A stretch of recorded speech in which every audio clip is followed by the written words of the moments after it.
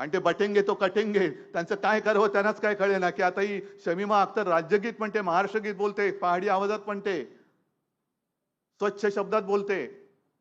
मग हिचं करायचं काय? आता कोण बटणार आणि कोण कटणार? कारण जर एखादी मुस्लिम महिला महाराष्ट्र गीत म्हणते, तर बटेंगे तो कटेंगे तो होणार कसं? आता आपलं राजकारणाचं पुढे होणार काय? पण त्यांना ही कल्पना नाही मुळामध्ये, की जसं आज महाराष्ट्र आपला भाषा दिन साजरा करतोय, राजभाषा दिन, मातृभाषा दिन, तसं राजभाषा दिन किंवा एक महाराष्ट्र दिवस आहे आपला, तो सुद्धा आपण विसरलेला नाही आणि विसरू शकत नाही. 1 मे, तो जो काही लढा झाला होता संयुक्त महाराष्ट्राचा, आपली मुंबई ही अनेकदा शिवसेना प्रमुखांनी सुद्धा सांगितलंय, की आंदण नाही मिळाली तर लढून रक्त सांडून बलिदान करून आपण आपल्या हक्काने आपली मुंबई मिळवलेली आहे. ही रक्त सांडून मिळवलेली मुंबई आहे. आणि त्यावेळेला जो काय सगळा रणसंग्राम उसळलेला होता, त्याच्यात माझे आजोबा सुद्धा होते. पहिल्या पाचामध्ये सेनापती सारखे पुढे होते. खिडकीतनं, घराच्या खिडकीतनं बघत नव्हते ते काय चालले म्हणून. दुर्दैवाने काय झाले, ज्यांचा ना स्वातंत्र्य लढ्याशी संबंध, त्यांच्या हातात देश गेलेला आहे आणि संयुक्त महाराष्ट्राची ज्यांचा संबंध नाही, त्यांच्या हातामध्ये आज राज्य गेलेलं आहे. हे आपलं दुर्दैव आहे. म्हणून यांना राज्याची आणि देशाची किंमत नाही पडत. पण त्या संयुक्त महाराष्ट्राच्या लढ्यामध्ये 27 जुलै 1956 दिल्लीमध्ये संसदेसमोर निदर्शनं करण्यात आली होती. आपली मराठी माणूस हजारो लाखोच्या संख्येने तिकडे गेला होता. आणि तेव्हा त्या निदर्शनं करणाऱ्यांच्या आघाडीवरती होता एक तरुण, ज्याला मी आजोबांना भेटायला येताना घरी बघितलेलं आहे, शाहीर अमर शेख. शाहीर अमर शेख.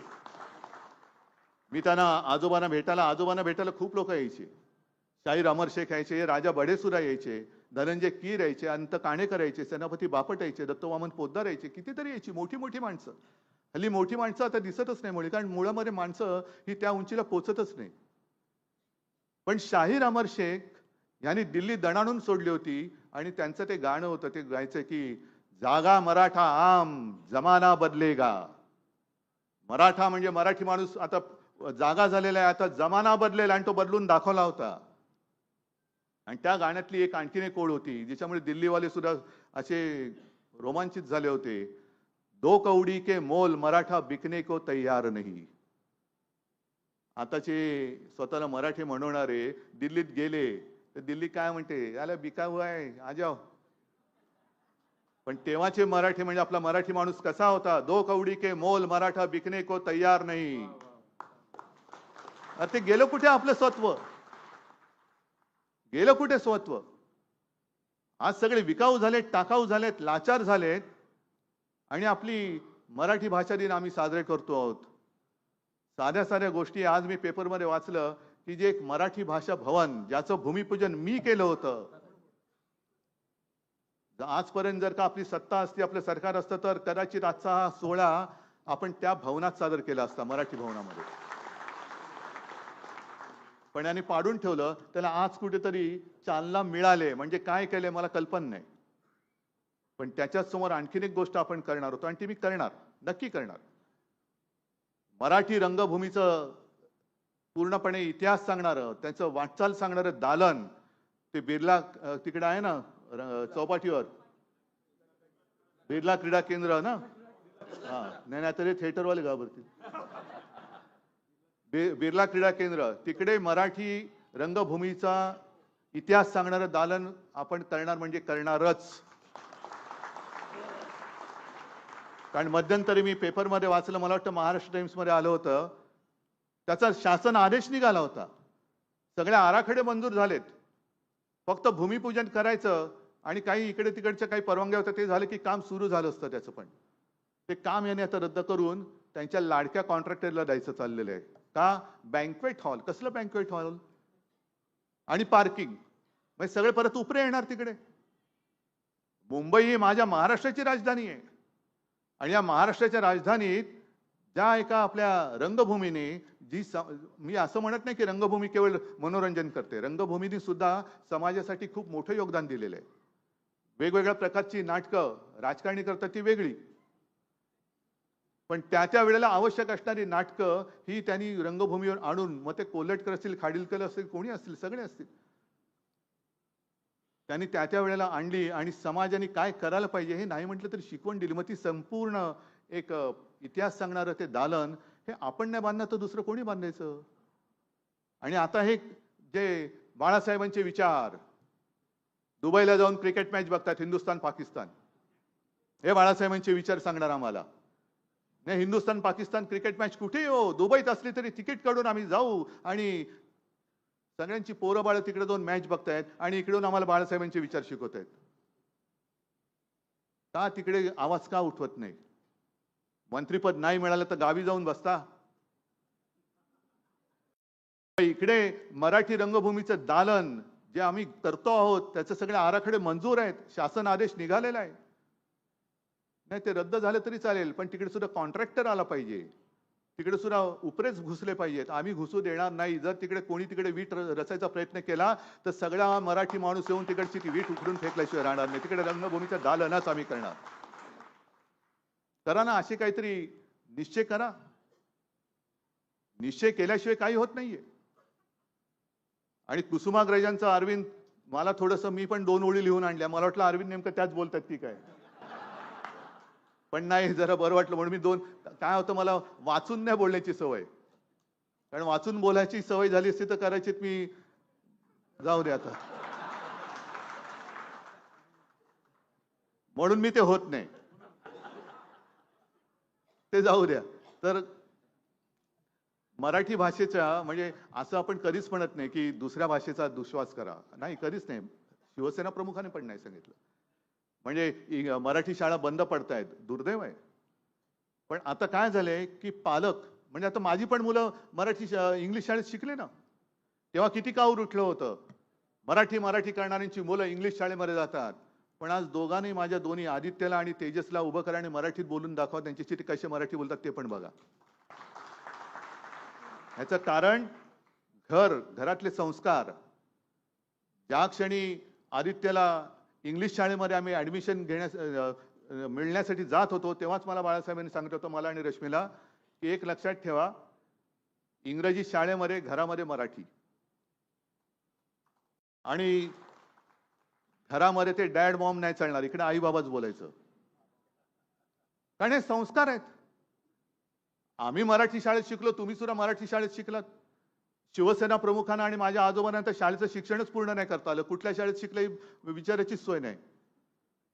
म्हणजे प्रबोधनकारांना सुद्धा आपण प्रबोधनकार म्हणतो, पण त्यांना सुद्धा फी भरायला पैसे नाही म्हणून त्यांना 7वी मध्ये शाळा सोडावी लागली होती, तरी ते प्रबोधनकार झाले.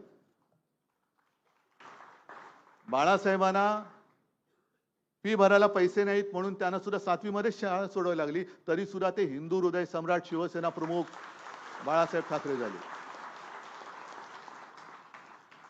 म्हणजे ज्याला शिकायचं असतो तो कसाही शिकत असतो, पण शिकायचं काय हे सांगणारे आपण आहोत. घरामध्ये मराठी आणि शाळेमध्ये तुम्ही इंग्रजी शिका. आपलं सुद्धा सरकार असताना मराठी भाषेची सक्ती ही मीच मुख्यमंत्री असताना केली होती ना, राज्यात मराठी भाषेची सक्ती. आज आता मी ऐकलं तेलंगणा आणि शाळेमध्ये तेलुगू भाषेची सक्ती केली. करायला पाहिजे. आम्ही महाराष्ट्रामध्ये मराठी बोलणार, कोण अडवणार आम्हाला? दुकानावरती सगळ्या पाट्या मराठीमध्ये पाहिजे हा कायदा मी मुख्यमंत्री असताना केलेला आहे. सुभाष देसाई तेव्हा मराठी भाषेचे मंत्री होते. पण आम्हाला संताप येत नाही. सरकारच्या निर्णयाविरुद्ध कोण कुठला उपरा इकडे पोट भरायला आलेला कोर्टामध्ये जातो, ही हिंमत. असं इतर राज्यामधला मला एक मराठी माणूस दाखवा की तो तिथल्या भाषेच्या विरुद्ध कोर्टामध्ये गेलाय. पण आम्ही सहन करतो सगळं. मराठी इकडे आल्यानंतर, महाराष्ट्रामध्ये आल्यानंतर आम्ही दुसऱ्या भाषेचा दुश्वास करत नाही. आहेत ना आज सुद्धा इकडे काही हिंदी भाषिक असतील, काही गुजराती असतील, कारण आम्ही हिंदू आहोतच, पण आम्ही मराठी सुद्धा आहोत. मराठी म्हणजे हिंदू नाही असं होत नाही आणि हिंदू म्हणजे मराठी नाही असं होत नाही. आम्ही आमच्या मातृभाषेत बोलतो आहोत, आमच्या राज्यामध्ये, आमच्या घरामध्ये बोलतो आहोत. आज नाही का, काल माझ्याकडे ते बेळगावचे तो शुभम वगैरे आला होता, तिकडे सुद्धा कानडी आणि मराठी हा वाद चालतो. पण वैशिष्ट्य म्हणजे काय, तिकडे कन्नड भाषा म्हटल्यानंतर सगळे पक्ष पातळ्या सोडून एकत्र होतात. मग ते काँग्रेसचं सरकार असो, भाजपचं असो, आणखीन कोणाचं असो, देवेगौडाचं असो, कोणाचंही असो, नाही, कन्नड भाषा म्हणजे कन्नड भाषा. तिकडे मराठी बिराठी अत्याचार ते करणार म्हणजे भाषिक अत्याचार करणारच. म्हणजे आपल्याला असं वाटतं की यांचं सरकार बरं नाही, यांच्याविषयी त्यांचं बरं होतं, त्यांच्याविषयी त्यांचं बरं होतं. तशी आपल्याकडे अजून एकजूट होत नाहीये. म्हणजे जो शिवसेना प्रमुखांनी आपल्याला पहिल्यांदा जो एक मंत्र दिला होता, जो मी 23 जानेवारीला सांगितलं होतं की 96 कोळी 92 कोळी, मराठा मराठेतर, ब्राह्मण ब्राह्मणेतर, 96 कोळी 92 कोळी, स्पृश्य अस्पृश्य, घाटी कोकणी, हे सगळे भेदाभेद गाडून मराठी माणसाची भक्कम एकजूट बांधा. तीच आज वेळ परत आलेली आहे. कारण आज नाही म्हटलं तरी हम करे सो कायदा हे त्या दोन जणांचंच, मी सगळ्या गुजराती समाजाविरुद्ध नाही, पण हे जे दोघं जण जे आहेत त्यांना महाराष्ट्र आणि मराठी खतम करायची आहे. मुंबईचं महत्व खतम करायचं आहे. मुंबईतला सगळा उद्योगधंदा बाहेर न्यायचा आहे. का सगळं हिरे बाजार नेला, सगळं नेलं, काल पेटंटचं कार्यालय नेलं, सगळं घेऊन जायचं आणि मराठी माणसाच्या हातामध्ये फक्त भिकेचा कटोरा द्यायचा. नाही, तो कटोरा तुमच्या तोंडावर मारून मराठी माणूस तुमच्या समोर हक्काने आणि स्वाभिमानाने देश पुढे नेल्याशिवाय राहणार नाही. नाही ते नाही, जाऊ दे, ते त्यांचं खाजगी आहे, आपल्याला काय करायचं. आणि आज कुसुमाग्रजांची जयंती आपण साजरी करत असताना, जन्मदिवस साजरा करत असताना, जी दोन दोन ओळी त्यांच्या ज्या मी मुद्दामून आणल्या होत्या, की असं मी परत परत सांगतो की मराठी भाषेचा अभिमान म्हणजे दुसऱ्या भाषेचा दुश्वास अजिबात नाही. या तुम्ही तुमच्या घरात, आम्ही आलो होतो, आम्ही तुमचा मान राखू, पण आमच्या घरात आलात तर तुम्ही माझ्या मातृभाषेचा आणि माझ्या आईचा मान तुम्हाला राखायलाच पाहिजे. आम्ही तुमचा राखतो, तुम्ही आमचा राखा. म्हणून कुसुमाग्रज जे बोललेत, परभाषेतही व्हा पारंगत, ज्ञान साधना करा तरी, माय मराठी मरते इकडे, परकीचे पद चेपू नका. पाय नका चेपू, नाही तर आपल्याला डोके चेपायला आपलं कोण राहणार नाही. भाषा मरता देशही मरतो, हे त्यांनी त्या स्वातंत्र्य देवतेची विनवणी, त्याच्यातलं हे वाक्य आहे. ते स्वातंत्र्याला मला वाटतं किती वर्ष झाली होती तेव्हा, 50 वगैरे वर्ष झाली होती तेव्हा कविता लिहिली. देशासाठी आहे, पण आज मी महाराष्ट्रासाठी म्हणतोय. भाषा मरता देशही मरतो, संस्कृतीचाही दिवा विझे, संस्कृती सुद्धा विझून जाईल. आणि गुलाम भाषिक होऊन आपल्या प्रगतीचे शिर कापू नका. काही कमी नाही आपल्यामध्ये, अजिबात कमी नाहीये. उलट मी तर म्हणेन, आपली मराठी भाषा जेवढी समृद्ध आहे, त्या दिल्लीश्वराने मी गेल्या वर्षी इथूनच बोललो होतो, किंवा विधानसभेत सुद्धा मी बोललो होतो, अभिजात भाषा द्यायला किती काचकूच केली त्यांनी. आणि बरोबर निवडणुकीच्या तोंडावरती त्यांनी आपल्याकडे तुकडा फेकावं तसं फेकून दिलं. जा, मराठी भाषेला अभिजात भाषेचा दर्जा दिला. अरे तुम्ही कोण अभिजात भाषेची दर्जा देणार आहे? कारण ज्या महाराष्ट्रामध्ये छत्रपती शिवाजी महाराज झाले, त्यांची भाषा ही मराठी होती, आणि छत्रपती शिवाजी महाराज झाले नसते तर तुम्हाला दिल्ली दिसली नसती. आज जी काय तुमची मस्ती, म्हणजे त्यांची मस्ती चाललेली आहे, ती मस्ती करायला शिल्लकच राहिले नसते. कारण शिवाजी महाराज झाले, या राज्यात जन्माला आले, म्हणून तर पुढचं आक्रमण थांबलं. पण तुम्ही शिवाजी महाराजांच्या भाषेला सुद्धा अभिजात भाषेचा दर्जा द्यायला तुम्ही सगळं किस पाडत बसलात आणि विलंब लावला, आणि निवडणुकीच्या तोंडावरती मुहूर्त साधून केलात. ही तुमची थेर काय आम्हाला कळत नाही? अशा खूप गोष्टी आहेत. पण मगाशी जी काय त्यांना कोणत्या भाषेत धन्यवाद द्यायचे, की मी मराठी, आणि त्याच्यात माझंही कौतुक केलं, शिवसेनेचं कौतुक केलं, तुमचं कौतुक केलं. तर मराठी म्हटल्यानंतर जगायचं कसं, हा प्रश्न आलाच. की मराठी पण आहे, हा कळला पाहिजे त्याच्या वागणुकीतून. पूर्वी जे असं म्हणायचे की मराठ्यांच्या घोड्यांच्या तापाच्या आवाजाने दिल्ली हादरायची, थरथरायची. आताचे जातात, त्यांची काय टाप आहे तिकडे दिल्लीश्वरांसमोर उभं राहायची. त्या टापा वेगळ्या, त्यांची टाप वेगळी. तर जगायचं कसं, त्या जगण्यावरनं कळलं पाहिजे की हा मराठी आहे. म्हणून जसं कुसुमाग्रज एक मोठे महाकवी होऊन गेले, त्यांनी आपल्याला काय काय दिलं, असे अनेक कवी आपल्याकडे झाले. त्यातले विंदा करंदीकर. आता विंदा करंदीकर म्हटल्यानंतर आपल्याला एकच कविता माहितीये, काय, देणाऱ्याने देत जावे, घेणाऱ्याने घेत जावे. ते आता सगळे ते देणारा देत गेला आणि घेणारा लुटत गेला. पण जगायचं कसं, तर विंदा करंदीकर यांनी लिहिलंय, असे जगावे दुनियेमध्ये आव्हानाचे लावून अत्तर. अरे आव्हान कसलं आव्हान, त्याचं अत्तर म्हणून लावतो जा. आव्हानाचे लावून अत्तर, नजर रोखून नजरेमध्ये आयुष्याला द्यावे उत्तर. जय हिंद, जय महाराष्ट्र. धन्यवाद साहेब.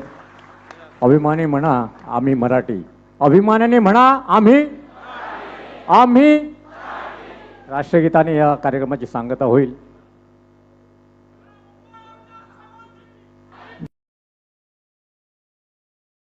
कायम कुणीतरी जाग करण्याची गरज वाटत असते आणि ज्यांनी